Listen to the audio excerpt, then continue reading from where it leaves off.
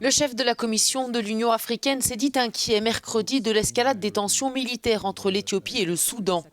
Une intervention qui fait suite aux allégations de Khartoum selon lesquelles l'armée éthiopienne aurait exécuté 7 soldats soudanais et un civil lors d'un incident dans une région frontalière, allégation rejetée en bloc par Addis Abeba.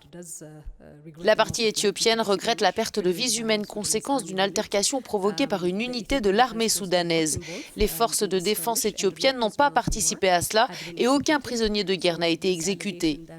Nous rejetons donc catégoriquement l'allégation selon laquelle les forces nationales éthiopiennes auraient été à l'origine de ce conflit. Depuis lundi, le ton est monté entre Khartoum et Addis Abeba qui ne sont jamais parvenus à un accord sur le tracé de leurs frontières. Le Premier ministre éthiopien a cependant appelé le Soudan mais aussi son pays à faire preuve de retenue. Le gouvernement de l'Éthiopie reste attaché au principe de résolution à l'amiable et aux différences existantes entre les États, en particulier le Soudan très proche. Le peuple soudanais est une nation fraternelle et sœur ou entretient des liens fraternels avec le peuple éthiopien.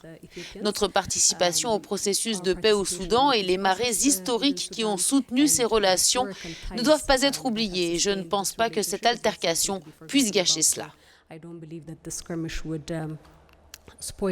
Des cultivateurs éthiopiens sont installés depuis des décennies sur la zone frontalière d'Al-Fashaga où les accrochages militaires déjà réguliers se sont intensifiés depuis 2020 et l'installation des troupes soudanaises dans cette région.